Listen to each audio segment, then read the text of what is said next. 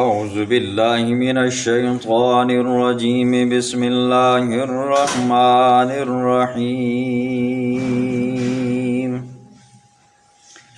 یا ایہا الذین آمنوا انما الخمر والمیسر والانصاب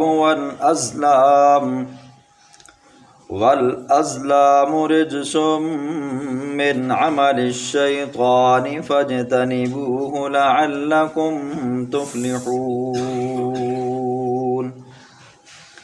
إنما يريد الشيطان أن يوقع بينكم العداوة والبغضاء في الخمر والميسر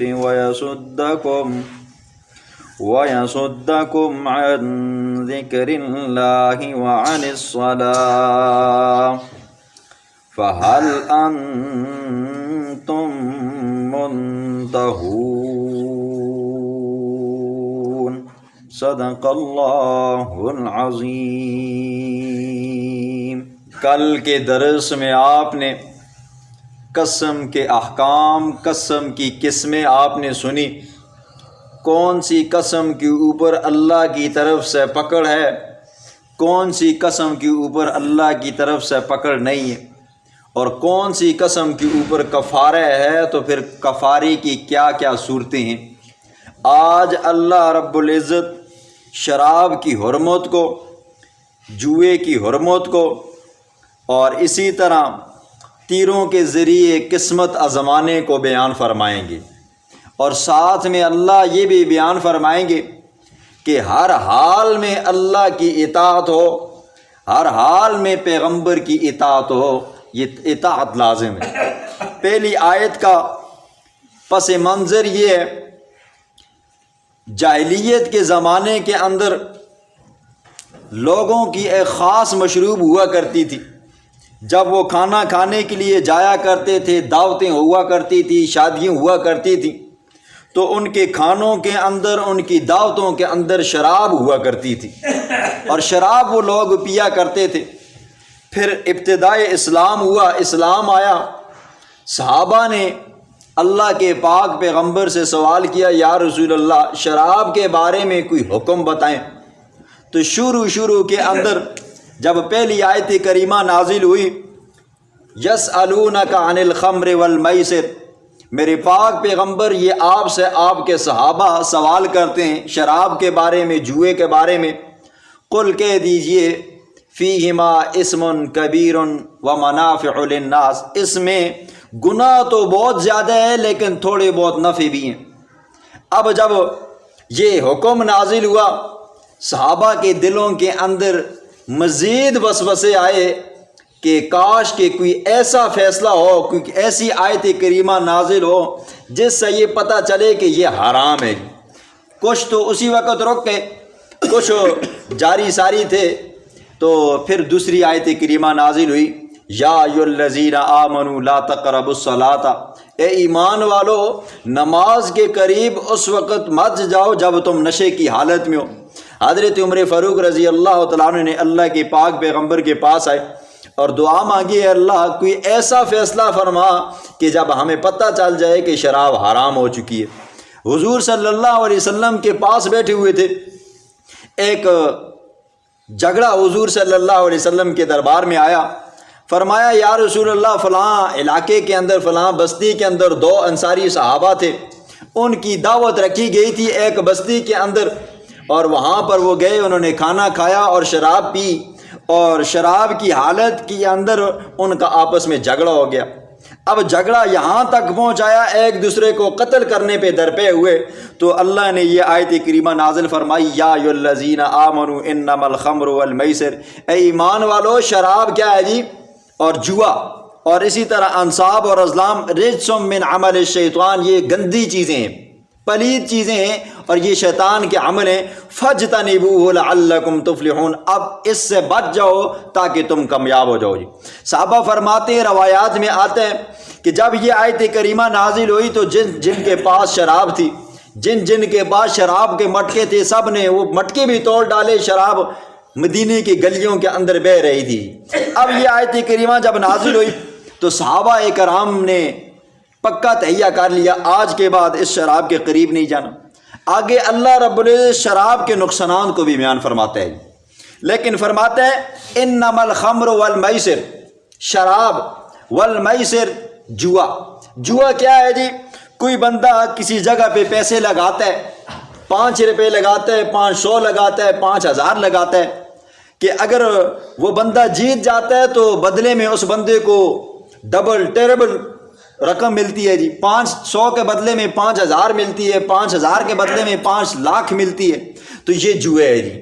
اس کی آپ مثالیں یوں بھی لے لیں جی، جیسے آپ لوگ بیل دوڑاتے ہو، مرغے لڑاتے ہو، بٹیرے لڑاتے ہو، پھر اسی طرح بچے کرکٹ کھیلتے ہیں تو انٹری فیس جمع کرواتے ہیں، وہاں سے پھر ان کو جو پیسے ملتے ہیں یہ سب کے سب جوئے میں ہیں جی۔ یہ جو لاٹریاں ڈالی جاتی ہیں جی، پرائز بانڈ کے اندر پیسے داخل کیے جاتے ہیں، وہاں سے پھر یا تو جیت گیا تو اور بھی مل جاتے ہیں، اور اگر ہار گیا تو اپنے بھی ڈوب جاتے ہیں۔ یہ جوا ہے اور یہ حرام ہے، اس سے کمائی جانے والی رقم بھی کیا ہے جی؟ حرام ہے۔ دوسرے نمبر پر آ گیا والانصاب۔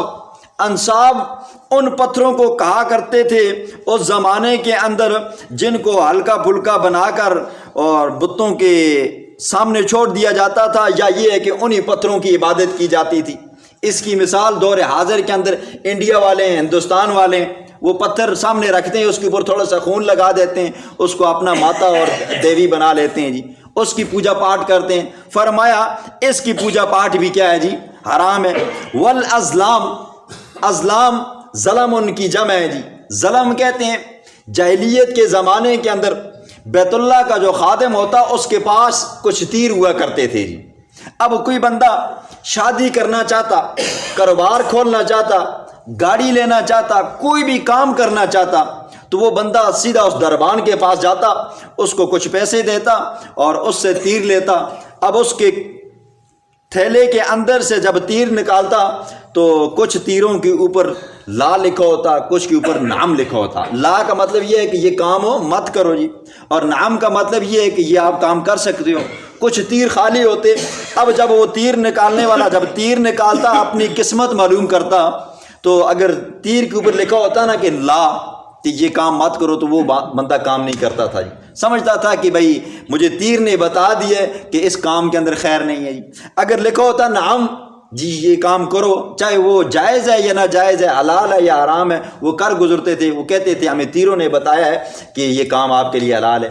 یا یہ ہوتا کہ تیر نکالتے، وہ تیر خالی نکل آتا تو چھوڑ دیتے، پھر دوسرا تیر نکالتے۔ اپنی قسمت جہاں سے معلوم کیا کرتے تھے۔ قرآن کہتا ہے یہ بھی حرام ہے جی۔ فرمایا رجس من عمل الشیطان، یہ پلیدگی ہے، نجس ہے، گندگی ہے، یہ شیطان کا عمل ہے۔ فاجتنبوہ، ایمان والو اس سے بچو، لعلکم تفلحون، تاکہ تم کامیاب ہو جاؤ۔ انما یرید الشیطان ان یوقع بینکم العداوۃ والبغضاء، اللہ نے پھر شراب کے، جوئے کے اور اسی طرح یہ تیروں کے پھر نقصانات بیان فرمائے جائیں۔ کچھ نقصانات وہ ہوتے ہیں جو دینی ہوتے ہیں، کچھ نقصانات وہ ہوتے ہیں جو دنیاوی ہوتے ہیں۔ شراب پینے سے بندے کو دنیاوی نقصان بھی ہوتا ہے، بندے کی اپنی عقل چلی جاتی ہے جی، بندے کے اپنے اعضاء کمزور ہو جاتے ہیں، بندہ نشائی بن جاتا ہے، پاگل پوڈری بن جاتا ہے، بندے کی دولت ختم ہو جاتی ہے، اور بندہ پھر جب شراب پیتا ہے بندہ اپنے ماں باپ کو، بہن بھائیوں کو بھی نہیں جانتا پہچانتا، پھر وہ بکواس نکالتا ہے کہ اعوذ باللہ، اللہ معاف کرے، یہ بندے کو دنیاوی نقصان ہوتے ہیں، اور اخروی نقصان یہ ہے کہ وہ بندہ پھر جہنم کے گڑھوں میں جائے گا جی۔ یہ دنیاوی نقصان بھی اللہ نے بیان فرمائے اور اخروی نقصان بھی بیان فرمائے۔ فرمایا یہ شراب کا پینا یہ شیطان کا عمل ہے، شیطان تمہیں اس کام کے اوپر لگاتا ہے، کیوں؟ ان یوقع بینکم العداوۃ والبغضاء، تاکہ تمہارے درمیان میں دشمنی پیدا ہو، تاکہ تمہارے درمیان میں بغض پیدا ہو جی۔ ظاہر بات ہے جب بندہ جوا کھیلتا ہے، شراب پیتا ہے، تو بندے کا عقل ظاہر ہو جاتا ہے جی، بندہ دوست کو نہیں پہچان سکتا، بھائی کو نہیں پہچان سکتا، خواہ مخواہ بندہ اس کے ساتھ لڑ جاتا ہے، خواہ مخواہ اس کے ساتھ دشمنی مول لیتا ہے۔ پھر جب بندہ جوا کھیلتا ہے، جوئے والا بندہ بھی پیسے لگاتا ہے، تو لاکھوں کا جو جوا لگایا ہو تو اب اس کے لاکھوں چلے جاتے ہیں۔ بسا اوقات دیکھنے میں یہ بھی آیا ہے بندہ اپنا سب کچھ لٹا دیتا ہے، مکان بھی لٹا دیتا ہے، کچھ ایسے بدبخت بھی ہوتے ہیں اپنے پھر بچوں کو بھی جوئے میں لگاتے ہیں، وہ ہار جاتے ہیں۔ پھر جب بندہ اپنے ان پیسوں کو دیکھتا ہے نا جی دوسرے کے پاس، اپنے مکان کو، اپنی گاڑیوں کو، اپنی جائیدادوں کو دوسرے کے پاس دیکھتا ہے نا، پھر بندے کے دل کے اندر بغض آتا ہے جی، پھر بندہ اس کے ساتھ دشمنی مول لیتا ہے، پھر یہاں تک نوبت آتی ہے بندہ پھر قتل و غارت پہ آ جاتا ہے جی۔ فرمایا وَيَصُدَّكُمْ عَنْ ذِكْرِ اللَّهِ، یہ شراب اور جوا تمہیں اللہ کے ذکر سے روکتا ہے۔ ظاہر بات ہے بندہ شراب پیے گا، بندے کا عقل کہاں رہے گا جی؟ بندے کو کیا پتہ ہے یہ میرے والدین ہیں، بہن بھائی ہیں، یہ نماز کیا ہوتی ہے، نماز کا وقت کیا ہوتا ہے۔ اور جو بندہ جوا کھیلتا ہے تو جوئے کے اندر اتنا وہ مستغرق ہوتا ہے، اس کو نہ دنیا کا پتہ ہوتا ہے اور نہ اسے کسی اور چیز کا پتہ ہوتا ہے۔ یہ شراب بندے کی عقل زائل کر دیتا ہے، اور جوئے والا بندہ جوئے کے اندر لگا رہتا ہے، وہ اللہ کے ذکر سے، نمازوں سے کیا ہو جاتا ہے جی؟ بے پرواہ ہو جاتا ہے۔ پھر فرمایا فَهَلْ أَنْتُمْ مُنْتَهُونَ، پس کیا تم اب باز آؤ گے یا نہیں آؤ گے؟ یہ اللہ کی طرف سے دھمکی ہے۔ روایات میں آتا ہے حضرت عمر فاروق رضی اللہ عنہ نے فرمایا اے اللہ جی اب ہم باز آئیں گے۔ دیکھیں جی کچھ صحابہ کرام وہ تھے جنہوں نے جاہلیت کے زمانے کے اندر، اسلام لانے سے پہلے انہوں نے شراب پی تھی، اور کچھ ایسے تھے جنہوں نے کبھی نہ جاہلیت کے زمانے میں شراب کو ہاتھ لگایا نہ بعد میں لگایا۔